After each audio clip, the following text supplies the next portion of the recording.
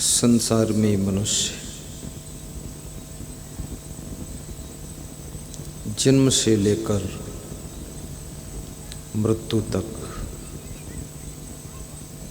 बचपन से बुढ़ापे तक सुख और शांति की खोज में लगा रहता है।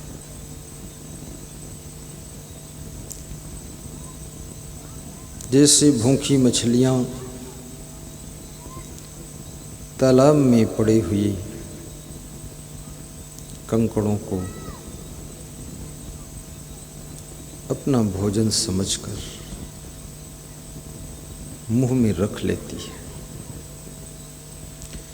और जब उसे खाने के लिए दोनों जबड़ों से दबाती है तब उनकी समझ में आता है ये तो कंकड़ है, और फिर उसको उगल देती है। ऐसे ही मनुष्य इस संसार में सुख के लिए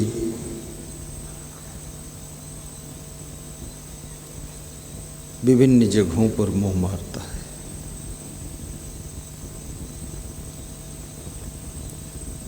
शब्द, स्पर्श, रूप, रस, गंध, ये 5 विषयों में वो सुख ढूंढता है।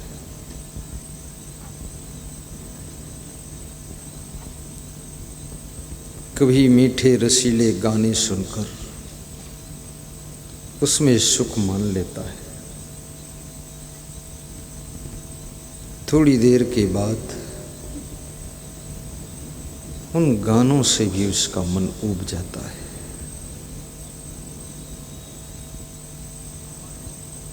कभी कभी मनुष्य का मन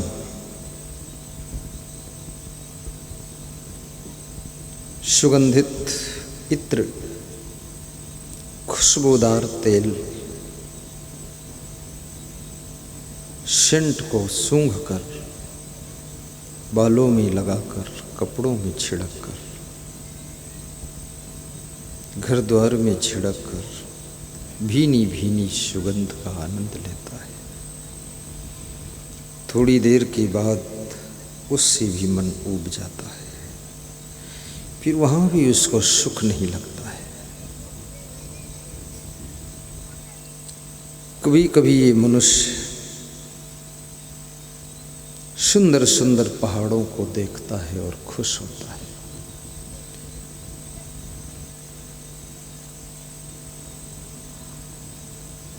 नदियों में प्रवाहित होते हुए जल की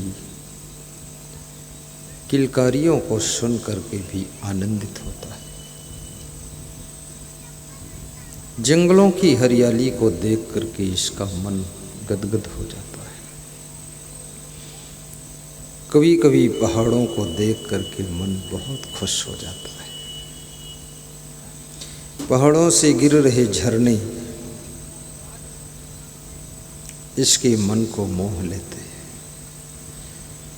लेकिन थोड़ी देर के बाद उससे भी मन ऊब जाता है। पहाड़ों को भी कहाँ तक देखोगे, नदियों को कब तक देखोगे, समुद्र के उफान को, लहरों को कब तक निहारते रहोगे। देखते देखते आंखें थक जाती हैं। धीरे धीरे मन ऊब जाता है और उससे भी मन हट जाता है। इसलिए एक बार तुम जिस पहाड़ को देख लेते हो दोबारा देखने का मन नहीं होता है। पहली बार जब तुम ससुराल जाते हो तो तुम्हें सुख लगता है, और जब 5-6 बार वहां जाकर लौट आते हो तो वहां से भी मन ऊब जाता है और मन में होता है ससुराल में भी बेकार ही है, वहां कुछ नहीं, वहां से भी ऊबते हो।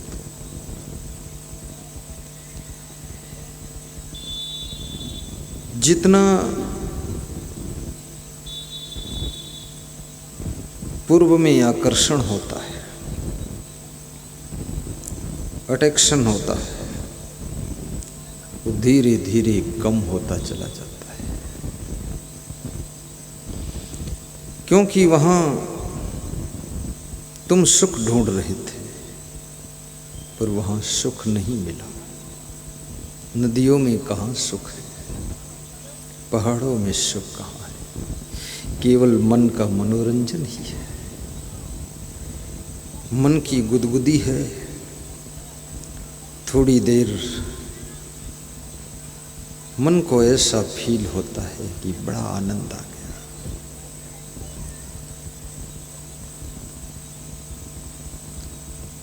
दूसरों को भी तुम सुनाते हो कि वहाँ मैं गया था, बहुत अच्छे पहाड़ हैं, बहुत बड़ी नदी है, बहुत बड़ा समुद्र है, बहुत बड़े बड़े मंदिर बने हुए हैं। ऐसा क्यों सुनाते हो तुम? बड़ा आनंद आ गया वहाँ, तो लौट कर क्यों आए? वहीं रहते आप, इतना बड़ा आनंद छोड़ कर क्यों आ गए? अभी इसलिए सुना रहे हो कि इज्जत अपनी बचा रहे हो, क्योंकि वहाँ भी कुछ नहीं है। सच तो कह नहीं सकते खोखला है। बहुत से लोग मुझे बताते थे उस देश में ऐसा है, उस देश में वैसा है। मैं गया कई देशों में, तो मैं सच कहता हूँ, मुझे किसी भी देश में सुख नहीं मिला। न सुख है न शांति है। सुख और शांति तो हमारे आप के अंदर का विषय है। तेरे ही अंतस्थल में सुख का सागर लहराता है, पर तो विपन्न होकर के दर दर ठोकर खाता है। सुख ढूंढ रहे तुम वन में, गिर गह्वर के कंदर में, पर पता नहीं तू पाया वह है तेरे अंदर में, वह है तेरे अंदर में। इस अंदर के सुख को तुम बाहर ढूंढ रहे हो। वस्तु अंते खोजे अंते क्यों कर आवे हाथ, सज्जन सोई सराहिए जो पारख राखे साथ। वस्तु कहाँ है, ढूंढते कहाँ हो? कबीर साहब कहते हैं ज्ञानी और सज्जन वह है जिसके पास में पारख दृष्टि है, जो परखना जानता है। परखी बन जाओ, मैं आपसे भी कहूँगा। परख परख निरख परख पारिच्छम कारणम। परखने की कला आ जाए, सुख और दुख की पारख आ जाए, ठीक ढंग से तुमको परीक्षा करना आ जाए कि सुख वास्तव में है कहाँ।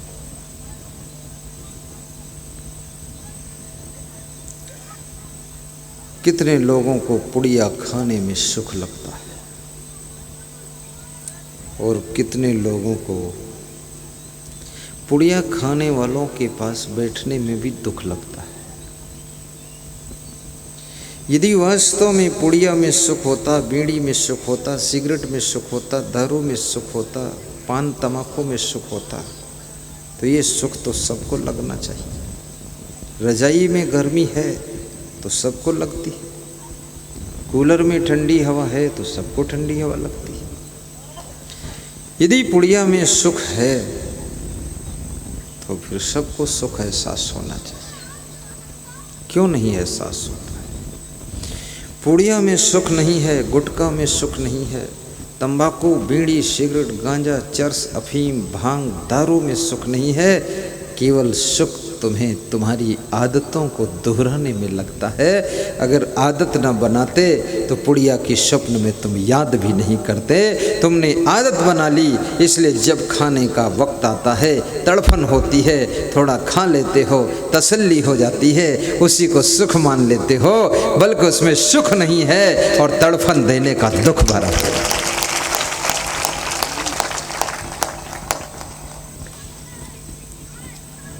राजस्थान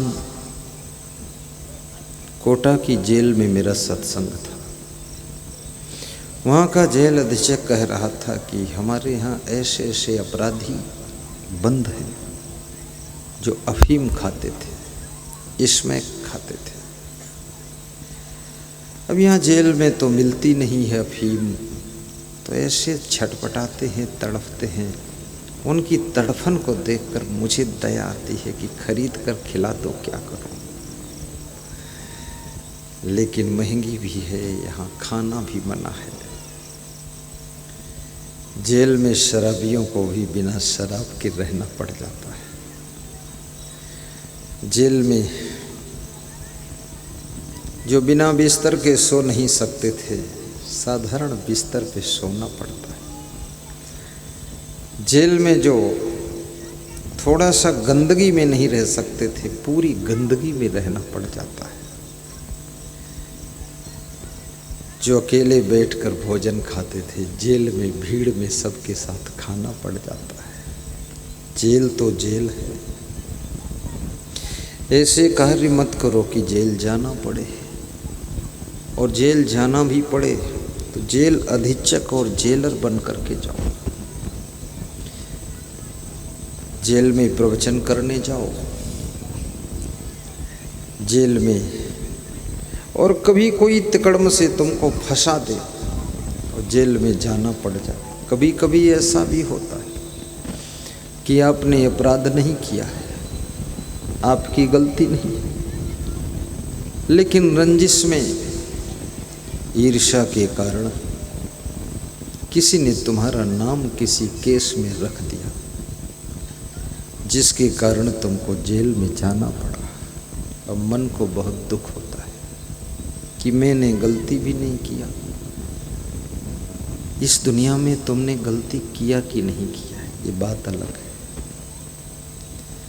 लेकिन चक्रव्यूह की रचना करने वाले द्रोणाचार्य के जाल से बचने की भी कला होनी चाहिए, ये भी समझना।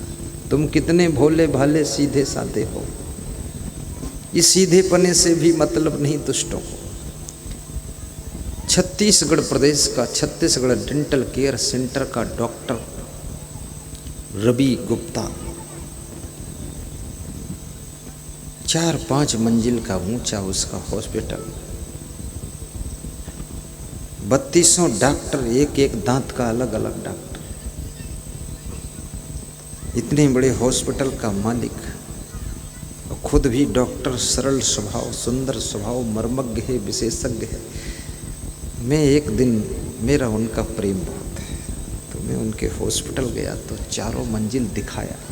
फिर कहा गुरुदेव एक कमरा और दिखाऊंगा, तो फिर दिखाया तो उसमें बेड लगा था, तकिया लगी थी, चादर रखी थी, एसी लगा था। तो हमने कहा ये किस काम आता है? बोले कभी कभी थक जाता हूँ तो यहाँ दोपहर में सो जाता हूँ। तो हमने कहा अच्छा, इतने बड़े हॉस्पिटल में दिन में नींद आ जाती है आपको? बोली रात में क्या है गुरुदेव, एक आदमी ने मुझ पर केस लगा दिया है, 3 रात तो नींद ही नहीं आई, टेंशन में आ गए, चिंता। फिर मैंने आपका थोड़ा प्रवचन सुना, हमने कहा जो होना होगा होगा, लेकिन सोना तो है ही है। सोया हूँ, अब केस चल रहा, जो होगा सो। मैंने कहा क्यों लगा दिया? बोले सब फालतू काम है। कुछ लोग तुम्हारे ऊपर फालतू केस भी लगा सकते हैं, और ये भी याद रखना किसी को ज़्यादा परेशान तुम भी न करना, उसके पीछे मत पड़ जाना कि इसको निपटा के मानूंगा।